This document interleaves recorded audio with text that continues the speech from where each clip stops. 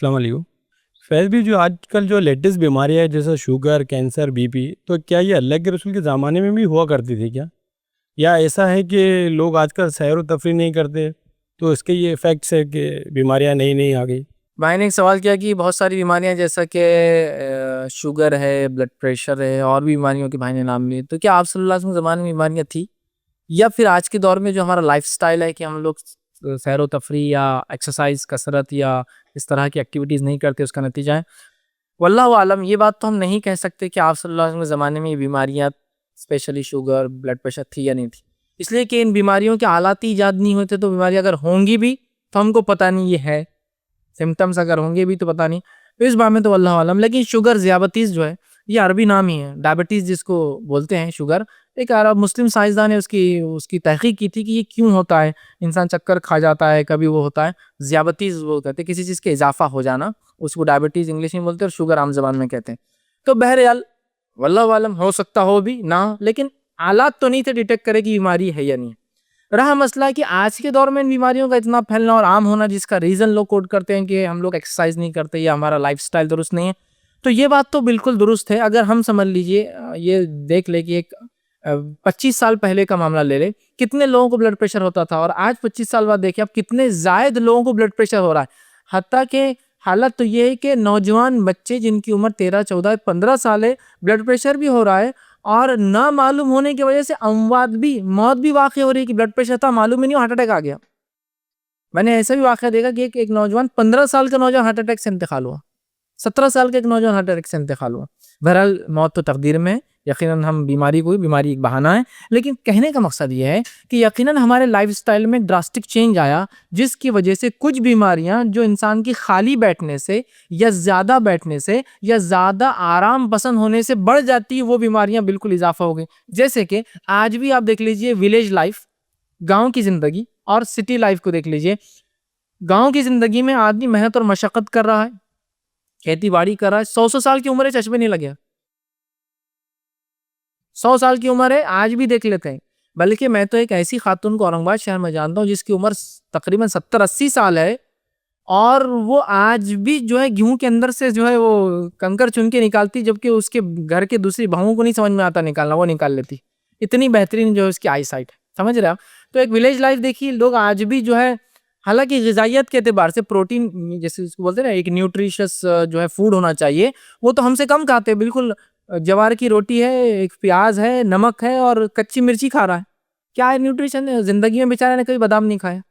समझ रहे ना? हम लोग तो डाइट में हर चीज ले रहे हैं, ये खाओ इससे ये फायदा, संतरे का जूस पियो, कीवी खा लो, ये सब कर रहे हैं, फिर भी बीमारी का हाल। और वो बेचारा सिर्फ रोटी खा रहा है, उसकी सेहत देखी। तो पता ही चला इंसान को अल्लाह ने एक मशक्कत वाला जिस्म दिया है, जब ये काम करता है तो ये अच्छा रहता है। इसकी मिसाल मैं देता हूँ गाड़ी के टायर से। टायर अगर चले तो मोहल्ला किलोमीटर चलता है और गाड़ी खड़े तो 2 महीने में कट जाता है। गाड़ी के टायर अगर हवा वाले हैं आपके, समझ गए, और अगर वो चलता है तो 1 लाख किलोमीटर तक उसकी लाइफ होती है, जो 4-5 साल कभी कभार हो जाता है। कुछ गाड़ियां ज्यादा चले 2 साल में होता है। लेकिन अगर खड़ा रखें आप उस गाड़ी को एक जगह पे, तो 2-3 महीने में उसमें दरारें आकर उसके बाद आप चलाएंगे तो टायर अलग निकल जाएंगे और उसका बेस अलग लगा रहा होगा।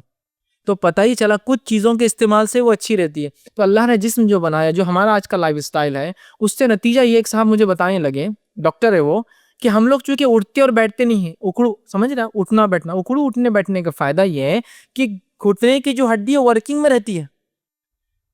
हम लोग बोले उठते बैठते नहीं, तो वो शटर रहता है ना, बोले खुला है तो खुला है, 2 महीने बाद लगाएंगे तो लगता नहीं वो शटर, कि तो अटक जाता हो। तो वैसा हाल है नतीजतन, चूंकि हम उखड़ू बैठ के को काम ही नहीं है। आज ये हाल है कि हम उखड़ू बैठने के लिए अगर बाथरूम, टॉयलेट को जाते हैं तो नहीं बैठ सकते, उसमें तकलीफ शुरू हो जाती है, तो हमको फिर कमोड यूज करना पड़ता है, वेस्टर्न। क्यों? तो पैर को आदत ही नहीं है मुड़ने की, तो वो एक उम्र बाद क्या होता है, मुड़ने के उसको तकलीफ फिर हो जाती। जबकि आप खेत में देखिए, गांव में लोगों को उखड़ू बैठ के पता नहीं वो क्या क्या चुनते, खेती करते, एक एक दिन उखड़ू, आप तो 10 मिनट बैठे तो पूरी तकलीफ चल जाती पर।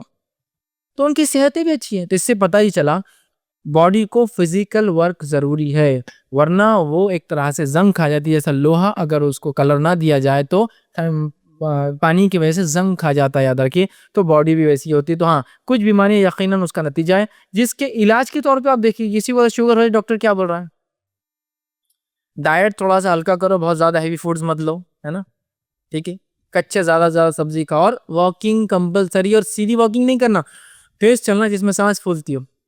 चलना है, इसलिए कि बॉडी को आदत होना चाहिए। और हम देखते हैं आप सल्लल्लाहु अलैहि वसल्लम और सहाबा, ये लोग चलते थे, फिरते थे, जंग जहाद के लिए अपने जिस्मों को तैयार रखते थे। इबादतों की कितनी कसरत थी कि आप सल्लल्लाहु अलैहि वसल्लम खड़े तो रात रात भर नमाज पढ़ रहे हैं। तो कसरत बॉडी को आदत होना चाहिए। बहुत ज़्यादा इसको नरमी या बहुत ज़्यादा आराम से इसको तकलीफ होती है। तो लिहाजा हर शख्स कोशिश करे कुछ ना कुछ वो प्रैक्टिकली उठ बैठ, या कुछ ना हो सके आज के लाइफ में मैं देखता हूँ बहुत मुश्किल है, तो एटलीस्ट साइकिलिंग घर में कर सकता है लाकर, या फिर जो है एक्सरसाइज की कुछ चीज़ें वो सीख ले, वॉकिंग वगैरह के लिए मशीन्स आती है आजकल, बहुत आसान है। या फिर सबसे बेटर है कि सुबह उठकर वो फजर के बाद एटलीस्ट जो 1-2 किलोमीटर का एक राउंड तेजी तेजी से थोड़ा हल्लू और थोड़ा तेज चले, कुछ ना कुछ उसकी हेल्थ फिट होती है। वरना अगर ये सारी एक्सरसाइज छूट गई, आज तो गाड़ियां भी सेल्फ है, मतलब उतना झटका जो लेती थी आपकी जो है मसल्स, वो भी खत्म हो गया, वो किक वाला झटका। अब तो खाली आपको ऐसा बैठना है, सेल्फ देना है और बस आपकी गाड़ी चली।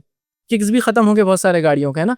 तो इतनी सुस्ती की चलना जैसी चीजें नहीं है, है ना। कभी कभार मैं यहाँ से निकलता हूँ IRC से नमाज के लिए आता हूँ, तो कुछ लोग बोलते लिफ्ट में, बोलता भैया इतना ही पैदल चलता हूँ मैं दिन भर में नमाजों के लिए, इसके अलावा तो लोग चलने ही नहीं देते पैदल। यहाँ से निकलेंगे, समझो कहीं जाना है तो गाड़ी पे चले।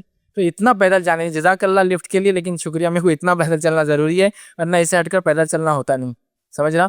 तो ये बड़ी अहम चीज़ है। तो हमारा लाइफस्टाइल कहीं ना कहीं जिम्मेदार है इन बीमारियों के लिए, खास तौर से जिसको शुगर या BP या बहुत सारी बीमारियां जो आजकल हैं। कोशिश हम करें कि हम नमाजें तो पढ़ते, देखिए मुसलमान जो नमाज पढ़ता है तो बहुत सारी बीमारियों से वैसे ही बच जाता है।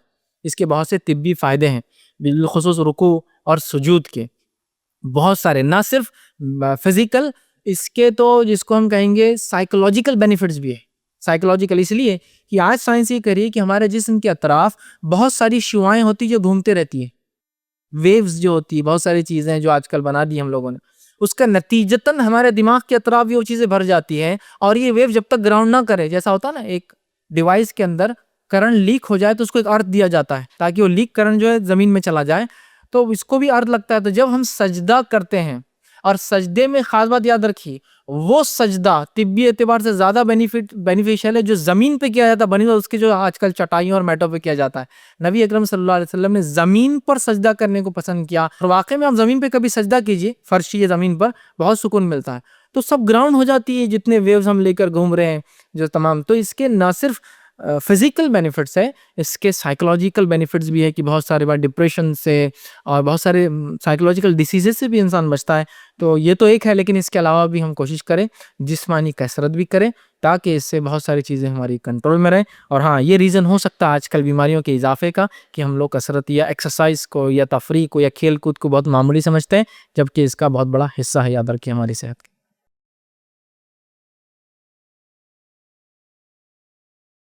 अस्सलाम वालेकुम। आप भी हमारे इस काम में ताउन करें अपनी ज़कात और सदक़ात के ज़रिए। डोनेशन डिटेल्स के लिए डोनेट पर क्लिक करें। अगर आपको हमारे वीडियोस पसंद आए हैं तो इसे शेयर करें और सबके हकदार बनें। रोजाना हमारे वीडियोस को पाने के लिए हमारे YouTube चैनल को सब्सक्राइब करें और बेल आइकन दबाएं। हमसे दीगर सोशल मीडिया पर जुड़ने के लिए वीडियो में दिए गए आईडी को सर्च करें। जज़ाकल्लाह।